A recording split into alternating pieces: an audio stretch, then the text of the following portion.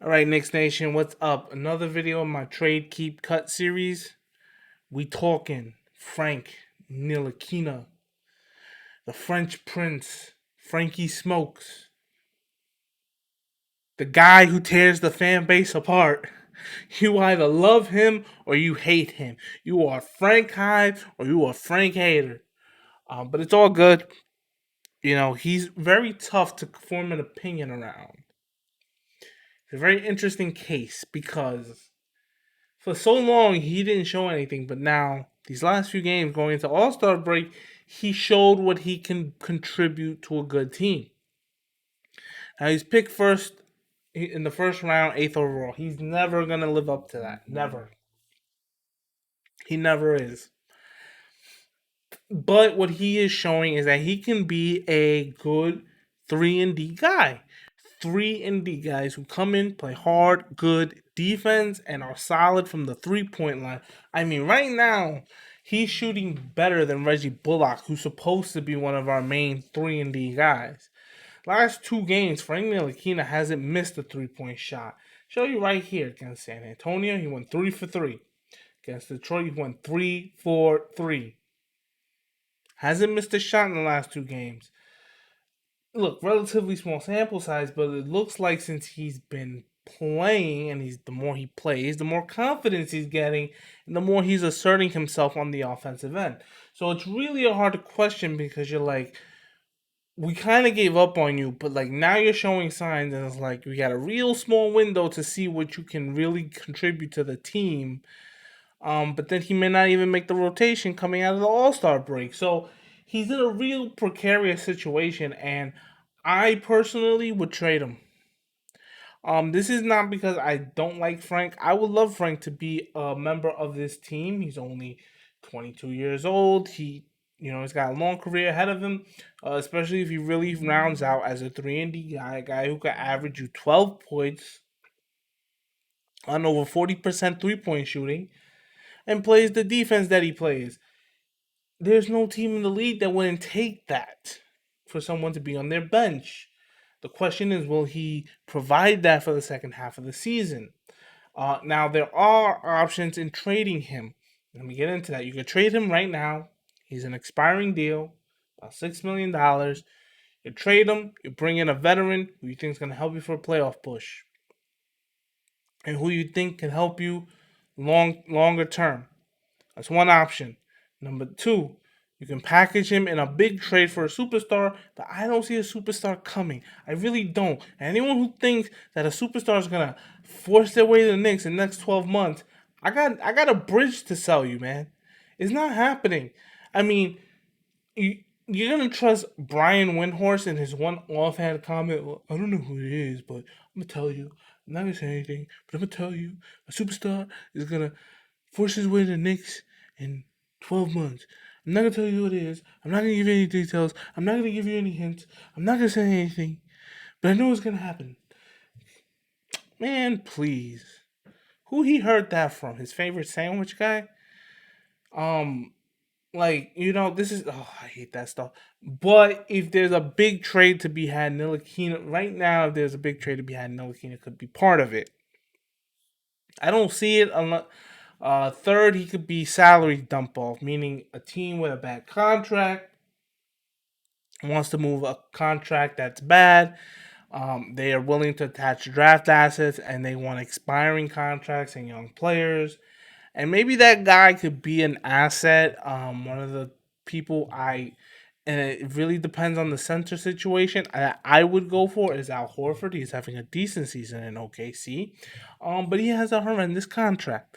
And if OKC, with their plethora of first round picks, wanted to get rid of him, we have plenty of expirings, and we can use the extra picks.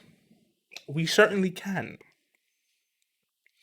Because at what point do the picks hold no value for OKC? You can't have 5 picks in the first round of a draft because you ain't gonna keep all 5 players. You know, so OKC has a decision to make there.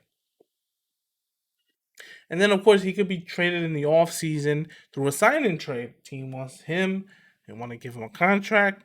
rather than deal with the free agent. The Knicks say, you know what? All right, sign and trade. We give Ntilikina the contract he wants. We sign him. We trade him to you for what we want. All hunky dory.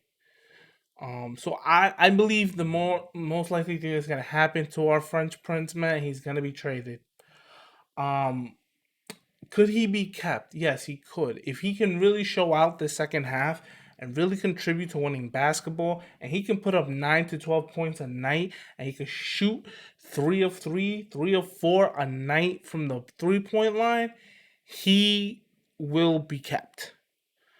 Because that's what you want from a 3 and D guy off your bench. 9 to 12 points, 3 for 3, 3 for 4, 3 for 5 shooting from your 3 point line with tenacious defense. He will provide that. And I think that's his role. I think his role now is 3 and D. But, it is what it is, man. I love Frank, but I love the team more. And if Leon Rose works out something where Frank is no longer a member of this team, and it's something that improves this team in the long run, I am willing to just let it be. It will be sad to see young Frank go. It will be sad. But at the end of the day, I mean, he's been such a project from the moment he was picked. He wasn't picked by the current regime. He's had so much turnover as a player when it comes to coaching and development. He needs to go to a stable franchise that knows they're going to keep their coach, that has a development team, that has players who can teach him the way. And I hope he can find himself having a nice, good, long career. There will be never any hate from me for Frank wherever his career takes him, and I wish him nothing but the best. But for me, if I'm sitting in Leon Rose's chair and I have a decision to make on Frank, and I can make a trade with Frank at this deadline or in the off season that betters this team going forward, I make that trade. I don't second guess myself, and that is that. Because the worst thing the Knicks can really do right now is try to double down on Frank. I feel like a lot of teams do this when they draft someone who's not there yet, and they're just like, but yeah, he's still under 25, and Frank has had 3 years already to show this promise. If this was his rookie season,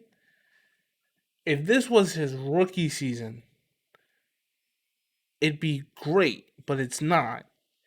And to double down and extend him when you not even know if Tom Thibodeau is going to use him consistently, it's a waste of cap space. It's a waste of time. It's a waste of Frank's time. It's a waste of Coach Tibbs' time. So the best thing for Frank is to trade him, get something, anything for him, and we move on with life. Unless, and listen, you could always sign him back in the offseason if no other team wants to sign him. If the team you trade him to doesn't want to re sign him. But yeah, I think he needs a new environment. He needs a new start, and Knicks need to make moves that better the team. The team comes first. I'm sorry, but Frank, it's been real, and I wish you nothing but success. And I really hope starting the second half, you show out, you lock people down, and you shoot the lights out. And then all this trade talk kind of gets killed because you're like, you know what? He's young. He's really starting to hit it. We can't pass up this chance.